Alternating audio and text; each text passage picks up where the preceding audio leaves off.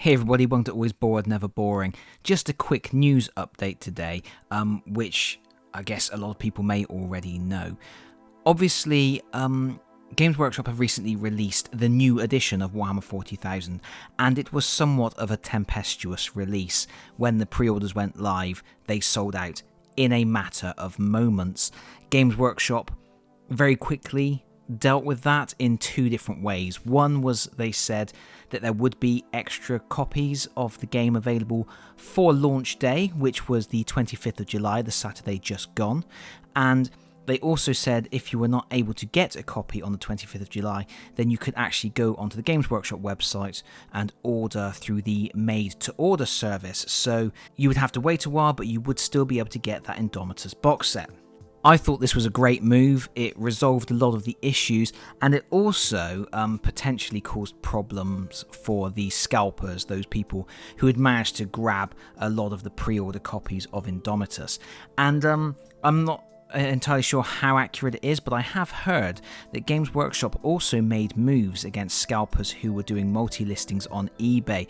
I read that they were using copyright takedowns for anybody who is using the official Indomitus artwork on multi-listings as a way to get scalpers to have their lots taken down. So that was good to hear as well. I like to hear about scalpers having their day ruined.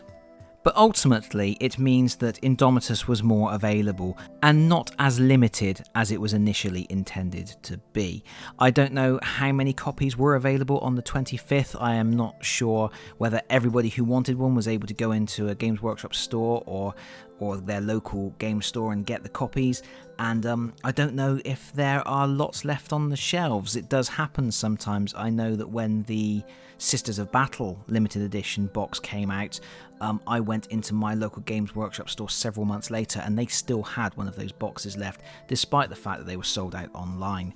So there's probably still a few copies of Indomitus kicking about. I honestly don't know.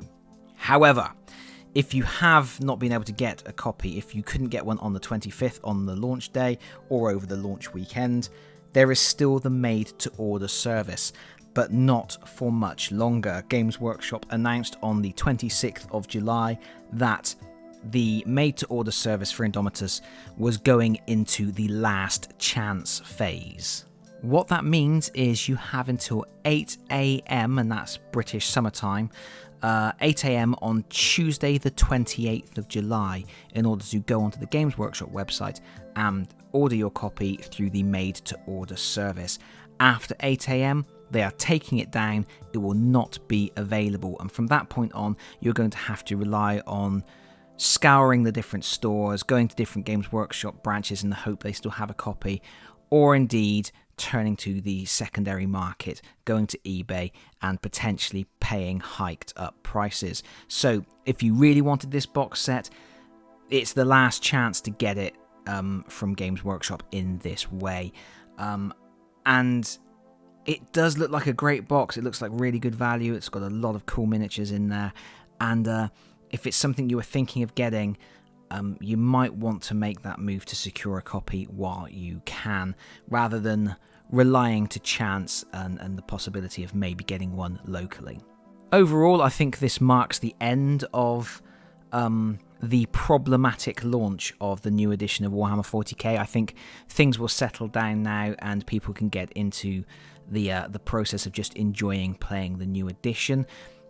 It is, to me, still silly that we now have a new edition of the game, which only had a limited edition box to start with, and with no sign of a starter set that's going to be a regular retail starter set on the horizon at the moment. I think they should have had some other kind of starter as a permanent on-the-shelf product from the get-go, and I'm interested to see what they're going to do about that and what sort of box sets they're going to produce. I would like to see something like they did with Dark Imperium, with the different size starter sets, so that people can get in at the different levels of the game to either test it, try it out, or make a more serious purchase to get everything they need. But I guess that's it from me for now. Thank you so much for listening. If you've enjoyed the video, please consider pressing the like button. If you have really enjoyed the video, please consider subscribing if you don't already do so. And hopefully, I'll see you all again very soon. Bye bye, everyone. Bye bye.